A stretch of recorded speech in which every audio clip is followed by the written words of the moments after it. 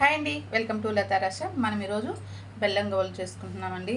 దసరా వస్తుంది కదా, మీరు పండగలకి స్వీట్ చేసుకోవాలనుకుంటున్నారు కదా, ఇది కానీ ఒకసారి ట్రై చేయండి.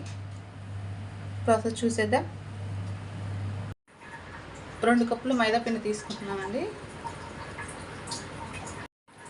1/2 కప్పు బొంబాయి రవ్వ, ఇది ఖచ్చితంగా వేయాలండి. 1/2 స్పూను సాల్ట్ అండి, కొంచెం చిటికెడు వంట సోడా అండి, నెయ్యి అండి. మీ దగ్గర బటర్ ఉన్న వేసుకోవచ్చు, వెన్న ఉన్న వేసుకోవచ్చు. నేను నెయ్యి వేసి కలుపుతున్నాను. ఇది మొత్తం కలిపేసుకుందామండి. చూడండి, నెయ్యి వేసి కలిపాం కదా, ఇలా అంటే ఇలా ఉండాలి. ఇప్పుడు మనకు పిండి మంచిగా అయినట్టు. ఇప్పుడు కొంచెంగా నీళ్ళు వేసుకొని కలుపుకుందాము.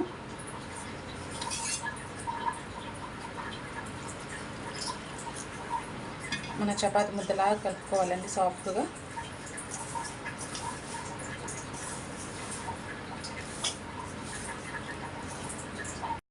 పిండి మొత్తం మంచి కలిపేసుకున్నాము.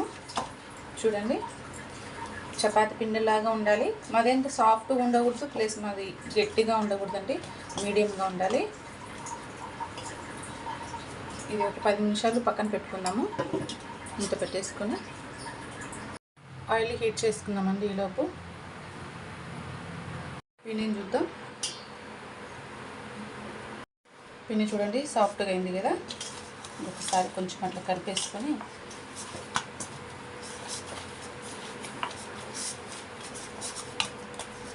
వీటిని చిన్న బాల్స్ చేసుకోవాలండి. చిన్న బాల్స్ చేసుకొని పక్కన పెట్టుకుందాం. గవ్వలు చేసుకుందామండి. గవ్వల చెక్క అందరి దగ్గర ఉంటుంది కదా.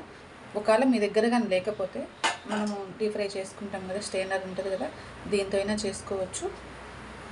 ఇదండి, ఇలా ప్రెస్ చేసి ఇలా అనాలి. ఇలా అనేస్తే ఇలా వస్తుంది.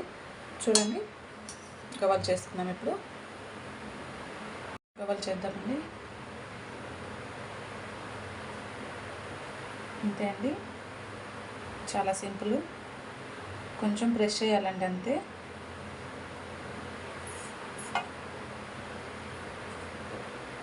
చూడండి, ఇలా రావాలి. ఇలా మొత్తం చేసేసుకుందాం. రెడీ అయిపోయినాయండి. ఫ్రై చేసుకుందాం. కొన్ని వేసుకొని ఫ్రై చేసుకుందామండి. గ్యాస్ మీడియంలోనే ఉండాలి.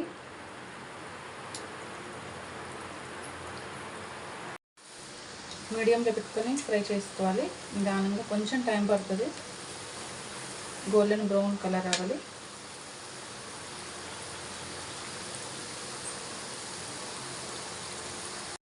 బ్రౌన్ కలర్ వచ్చేసినాయి కదా, గోల్డెన్ బ్రౌన్ కలర్. ఇప్పుడు తీసేసుకుందాం.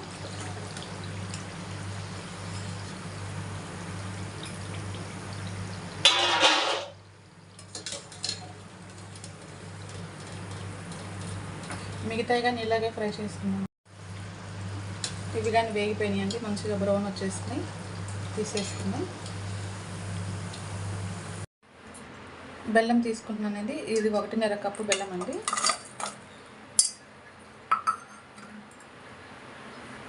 ముప్పావు కప్పు నీళ్ళు. ఇది మొత్తము కరిగించుకున్నాము. బెల్లం కరిగేంత వరకు హై ఫ్లేమ్లో పెట్టుకోండి. ఇది బెల్లంలో ఏదైనా నలకలు ఏదైనా ఉన్నాయంటే వడపట్టుకోవచ్చు. ఇది ఫస్ట్ కరిగించుకోవాలి. బెల్లం అంతా కరిగించుకున్నాం. ఇదంతా మంచిగా బెల్లం మొత్తం కరిగిపోయింది. దీన్ని వడపట్టుకున్నాము. వడపట్టేసుకుంటే లోపల ఏదన్నా నలకలు ఏదన్నా ఉంటే వచ్చేస్తుంది కదండి, అందుకోసమే.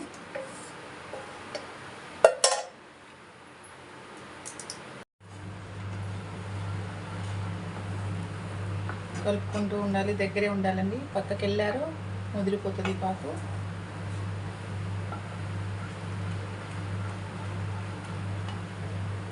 మీకు యాలకుల పౌడర్ అవసరం లేదు, ఇలాచి పౌడర్ అనుకుంటే వేసుకోవద్దండి.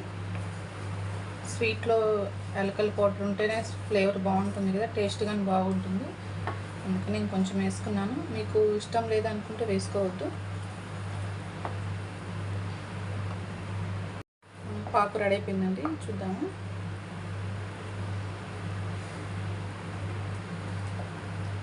చూడండి, ఇలా వచ్చేస్తే మనకు పాకు రెడీ అయిపోయినట్టు. తీగ పాకు వస్తుంది కదా. మనం ముందుగా గవ్వలు చేసుకున్నాం కదా, ఇందులో వేసుకొని కలుపుకున్నాము. గవ్వలను ఇలా కలుపుకోవాలి. పాకంలో వేసినాక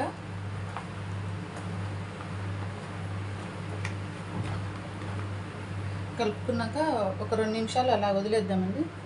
ఇప్పుడు పాకం ఉడుకుతున్నట్టు ఉంది కదా. ఇప్పుడు ఈ టైంలో స్టవ్ ఆపేసి దింపేసుకోవాలండి. ఇప్పుడు ఇలా కలుపుకుంటూ ఉండాలండి.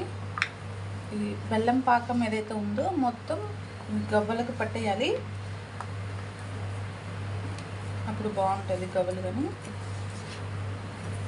చూడండి, చాలా వరకు అబ్జర్వ్ చేసుకుంది. చూడండి, గవ్వలకు బెల్లం బాగా పట్టింది. దీన్ని ఇప్పుడు ఒక ప్లేట్లోకి తీసుకొని పక్కన పెట్టుకుందాం. గవ్వలు రెడీ అయిపోయినాయండి. చూడండి, ఒకదానికొకటి అస్సలు అంటుకోవటం లేదు. ఇలా వచ్చి విడివిడిగా ఉండిపోయినాయి. చాలా బాగా వచ్చింది. ప్లేట్లోకి తీసుకొని సర్వ్ చేసుకుందాం. బెల్లం గవ్వలు రెడీ అయిపోయినాయండి. చాలా బాగా కుదిరింది. మీరు కానీ తప్పక ట్రై చేయండి.